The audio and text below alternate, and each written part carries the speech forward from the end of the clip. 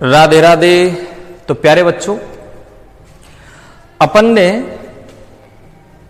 इससे पहले जो पहला अपना लेक्चर था, उस पहले लेक्चर में अपन ने ये पढ़ लिया था कि केमिस्ट्री की ब्रांच, मैटर का क्लासिफिकेशन, ये पढ़ लिया था अपन ने। आज अपन पढ़ रहे हैं, देखो,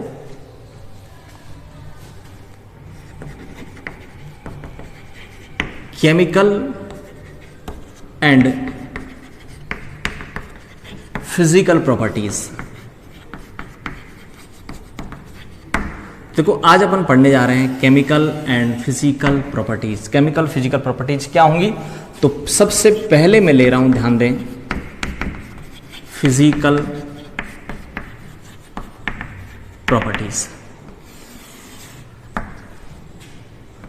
एग्जाम्पल बताऊं पहले मैं आपको। बॉइलिंग पॉइंट,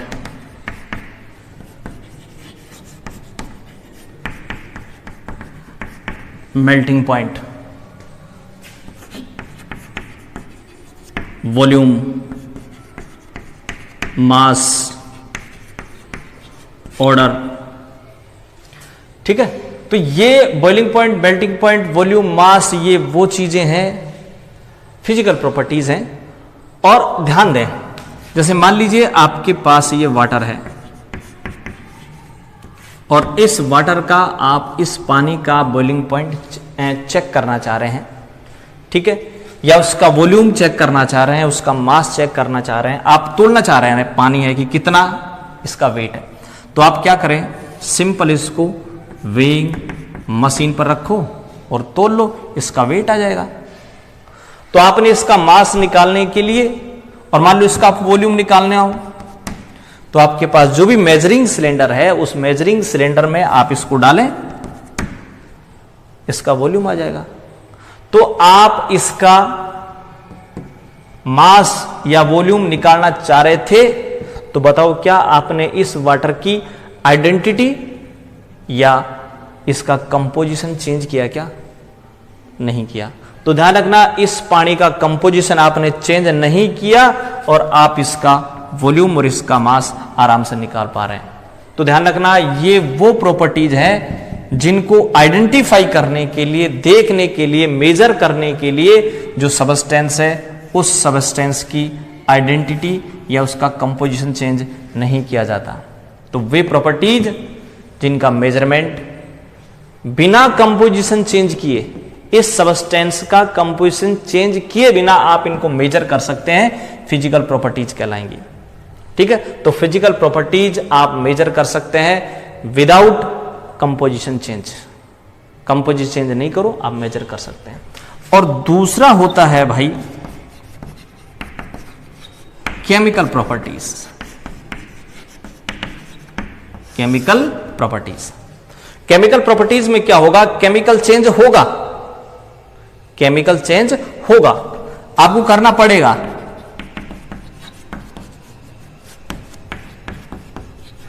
ये लो, केमिकल चेंज यहां होगा भाई, केमिकल चेंज करना पड़ेगा आपको। तो केमिकल चेंज यहां होगा। जैसे मान लीजिए, सपोज आप ये करना चाह रहे हैं कि मेरे पास ये H2S है और मैं आपसे कहूं कि इस H2S का ऑक्सीडेशन कैसे होगा, तो मैं क्या करूंगा, इसकी रिएक्शन Br2 के साथ करवाऊंगा और Br2 के साथ करने पर ये S+2HBr बन गया। तो ध्यान दें, यहां पर ये जो H2S था वो H2S चेंज हो गया किसमें? S में। आपने 10th क्लास में पढ़ा था कि हाइड्रोजन अगर हट जाता है तो आप उसे ऑक्सीडेशन बोलेंगे। तो ध्यान रखना, H2S का S में ऑक्सीडेशन हो गया, H हट गया। तो देखें, पहले H2S था, अब S है, तो बताओ केमिकल चेंज या केमिकल कंपोजिशन चेंज हुआ या नहीं? तो ध्यान रखना, आप ऑक्सीडेशन जो प्रॉपर्टीज है उसको मेजर करना चाह रहे थे, चेक करना चाह रहे थे, तो ध्यान रखना इसका कंपोजिशन चेंज करना पड़ा। आइडेंटिटी बदल गई है, पहले H2S तब S है, आइडेंटिटी चेंज हो जाती है, कंपोजिशन चेंज हो जाता है।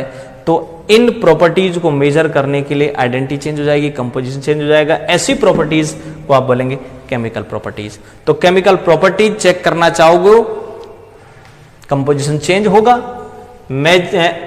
फिजिकल प्रॉपर्टीज अगर आप मेजर करना चाहोगे, कंपोजिशन चेंज नहीं करना पड़ेगा।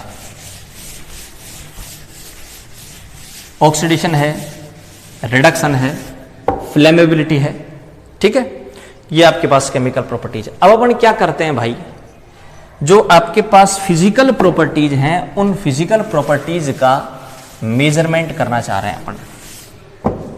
क्या करना चाह रहे हैं? मेजरमेंट।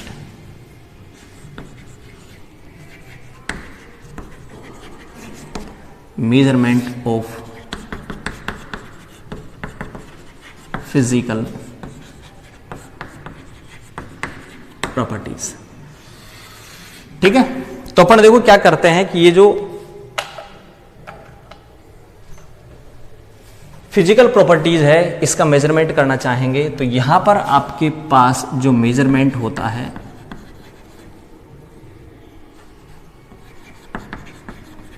इस मेजरमेंट में दो चीजें होती हैं भाई। एक होती है न्यूमेरिकल वैल्यू और दूसरी होती है भाई यूनिट। अभी न्यूमेरिकल वैल्यू और यूनिट क्या होती है? यदि मान लो मैंने किसी चीज को वेट किया उसका, और उसका वेट आया सपोज 200 किलोग्राम, तो यहां पर ये जो 200 है, ये 200 तो है न्यूमेरिकल वैल्यू,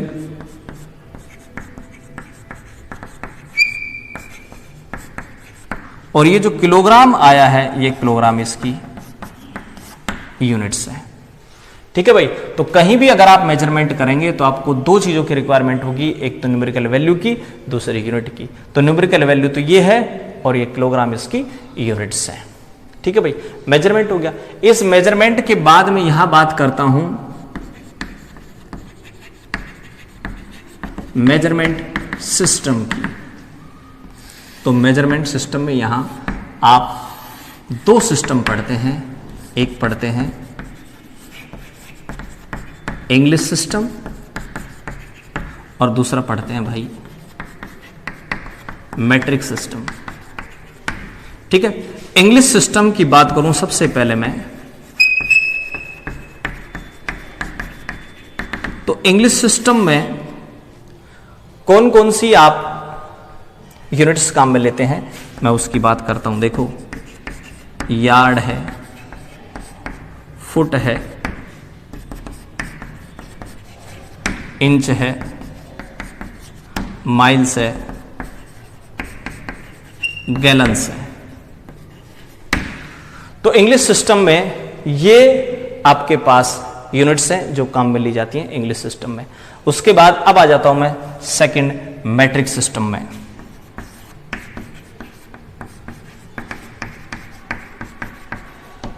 ठीक है, तो देखियो मैट्रिक सिस्टम की अगर आप बात करें तो मैट्रिक सिस्टम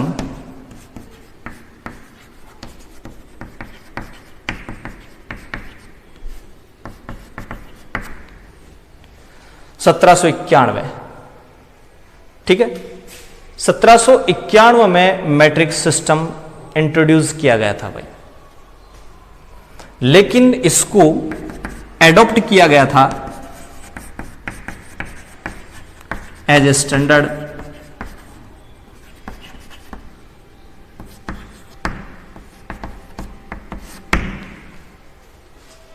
1875 में, ठीक है भाई। तो इंट्रोड्यूस इस ईयर में किया गया था, एडॉप्ट इस ईयर में किया था, काफी साल बाद इसको एडॉप्ट किया था स्टैंडर्ड के रूप में मैट्रिक सिस्टम में। और ये जो मैट्रिक सिस्टम है, ये matric system based on power of 10 की जो पावर है उस पर बेस्ड था। फॉर एग्जाम्पल जैसे मान लो 10 की पावर 0 हो, 10 की पावर 1 हो, 10 की पावर 2 हो, 10 की पावर 0 का मीन्स 1 हो गया, 10 की पावर 1 का मीन्स 10 हो गया, 10 की पावर 2 का मीन्स 100 हो गया। या फिर मैं ऐसे कहूं कि 1 किलोग्राम इक्वल 10 टू पावर 3 ग्राम। तो 10 की पावर में अगर यूनिट लिखी जाती हैं तो वो मैट्रिक सिस्टम होता है भाई। तो मैट्रिक सिस्टम किस पे बेस्ड होता है? 10 की पावर पर बेस्ड होता है। बहुत लंबे समय तक इस मैट्रिक सिस्टम को काम में लिया गया, 1875 से लेकर के और 1960 तक इसी मैट्रिक सिस्टम को यूज लिया गया। लेकिन बाद में इस मैट्रिक सिस्टम को इंप्रूव किया गया और एक नया सिस्टम दिया गया,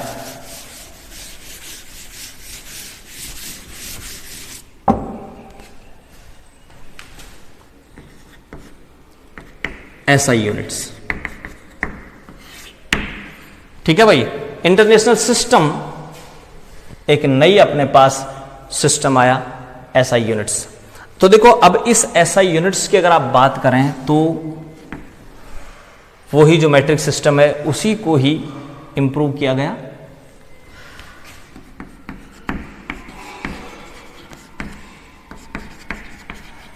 एडॉप्टेड एज ए स्टैंडर्ड। ठीक है भाई, अब यहां पर क्या है कि 7 एसआई फंडामेंटल हैं, 7 कुछ फंडामेंटल्स हैं जिन पर ये पूरी की पूरी एसआई यूनिट्स बेस हैं। वो 7 कौन कौन से हैं भाई? वो हैं, यहां लिख दूं मैं, एमएलटी,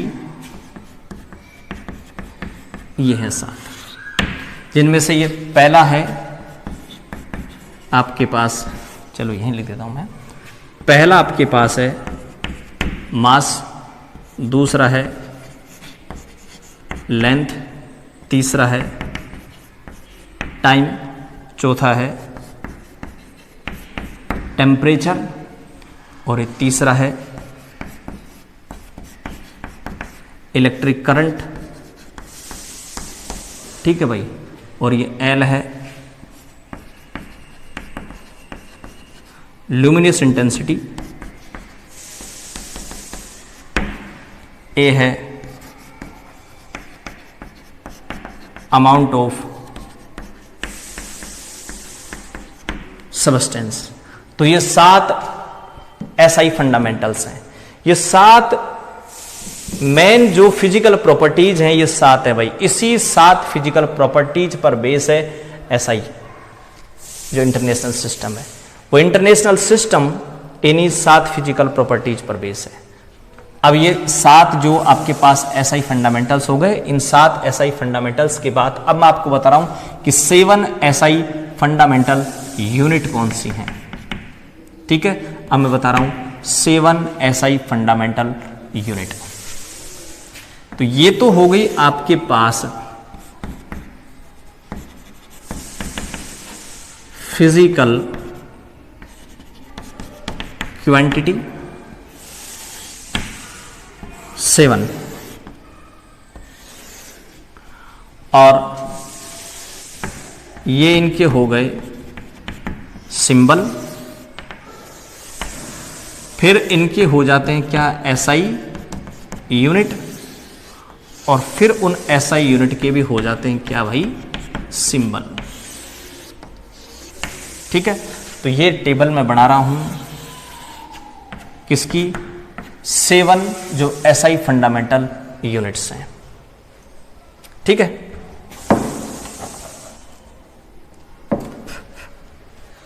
ये जो मास है भाई, इस मास को आप एम से, लेंथ को एल से, टाइम को टी से, टेम्परेचर को बड़े टी से, इलेक्ट्रिक करंट को आप आई से, ल्यूमिनस इंटेंसिटी को आई वी से, और अमाउंट ऑफ सब्सटेंस एन से।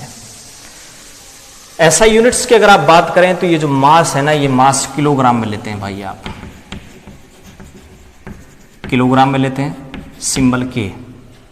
लेंथ आप मीटर में लेते हैं, एम। टाइम आप, ये टेम्परेचर थोड़ा नीचे रख दो, यहां और इसको थोड़ा नीचे कर दो भाई। ये जो टाइम है ये आप सेकंड में लेते हैं, टेम्परेचर आप केल्विन में लेते हैं, 1 किलोग्राम सॉरी KGY है ना, केल्विन के। और ये जो इलेक्ट्रिक करंट है IV ये है एम्पियर में, A एम्पियर। और ये जो ल्यूमिनस इंटेंसिटी है इसका होता है कैंडेला CD, और ये होता है मोल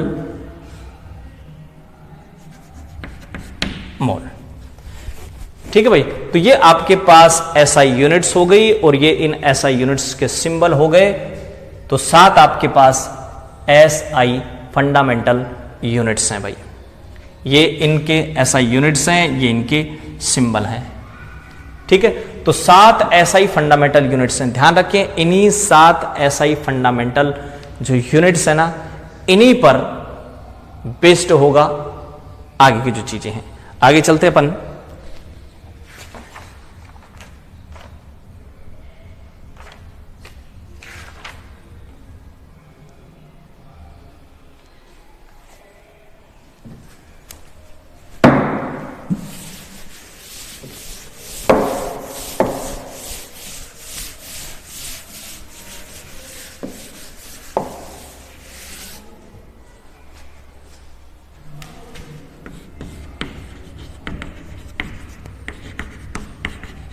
देखो ड्राइव्ड यूनिट्स क्या होती हैं भाई। इससे पहले आपने 7 जो फंडामेंटल यूनिट्स पढ़ी थी, उन्हीं 7 फंडामेंटल यूनिट्स से जो भी फिजिकल प्रॉपर्टीज होंगी उनकी यूनिट आप निकाल सकते हैं ठीक है। और यहां पर जो ड्राइव्ड यूनिट्स हैं वो 2 जो सिस्टम है उन पर बेस्ड है, एक है MKS और दूसरा है CGS। MKS में क्या होता है भाई, मीटर किलोग्राम सेकंड है, मीटर किलोग्राम और सेकंड है।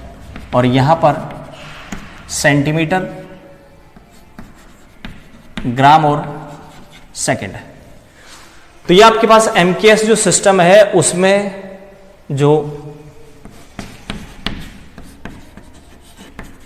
लेंथ है, मास है और टाइम है, उनको लिया जाता है। तो लेंथ, मास और टाइम को, लेंथ को मीटर में, सेंटीमीटर में, मास को किलोग्राम ग्राम में, टाइम को सेकंड में लिया जाता है। MKS और CGS जो आपके पास मेथड है उसमें, सिस्टम है उनमें।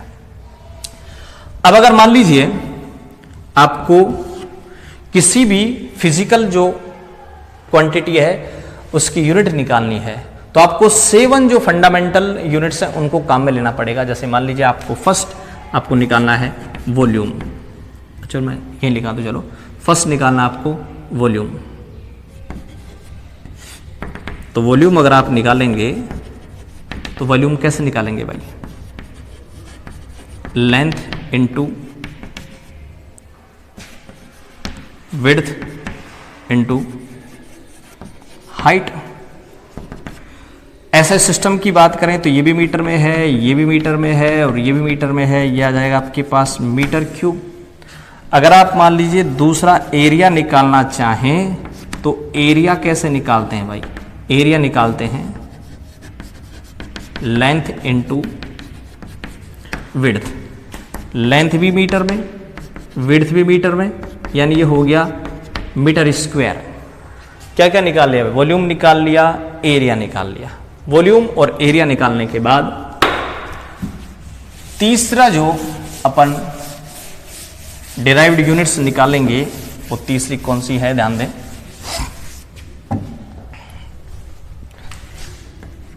थर्ड आपके पास है डेंसिटी, घनत्व, D बराबर m/v। ये जो मास है ये किलोग्राम में, वॉल्यूम अभी आपने देखा था मीटर क्यूब में, ये किलोग्राम मीटर क्यूब को ऊपर ले जाओ, मीटर -3, ये डेंसिटी हो गया भाई। डेंसिटी के बाद चौथा आप निकालें फोर्स। ठीक है, तो चलो फोर्स निकालने से पहले मैं वेलोसिटी निकाल दूं। चौथा है वेलोसिटी। तो ये जो वेलोसिटी है, ये वेलोसिटी कैसे निकालेंगे आप? Distance upon time. कितनी डिस्टेंस कितने समय में तय किया गया। तो डिस्टेंस आप किस में लेते हैं भाई? मीटर में। टाइम किस में लेते हैं? सेकंड में। क्या हो जाएगा? मीटर सेकंड को ऊपर ले जाओ, सेकंड -1 हो जाएगा। ये हो जाएगा वेलोसिटी। पांचवा आप एक्सेलरेशन, और ये जो एक्सेलरेशन है वो होता है एक्सेलरेशन ए इक्वल होता है भाई, छोटा ए ले लूं मैं। ए इक्वल होता है speed change upon time. Speed change का मीन्स वही वेलोसिटी मीटर पर सेकंड, टाइम नीचे सेकंड में, सेकंड भी ऊपर आएगा तो मीटर सेकंड -2। छठा आप ले लें फोर्स। फोर्स F बराबर होता है मा m इंटू ए। m यहां मास है, a यहां एक्सेलरेशन है। ठीक है, मास आप किलोग्राम में लेंगे और एक्सेलरेशन किस में है? मीटर सेकंड -2 में। मीटर सेकंड -2 में। तो आपके पास यूनिट हो जाएगी किलोग्राम मीटर सेकंड -2, और इसी को आप न्यूटन बोलोगे। तो ये जो किलोग्राम मीटर सेकंड -2 है न्यूटन के बराबर है। ये आ गया आपका पास फोर्स। और सातवां ले लें आप प्रेशर। ठीक है भाई, तो प्रेशर क्या होता है?